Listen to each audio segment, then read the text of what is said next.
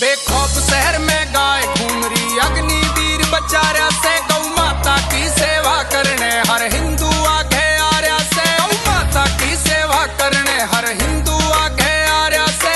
गाय हमारी माता, इसके लिए तो शीश कटा दे।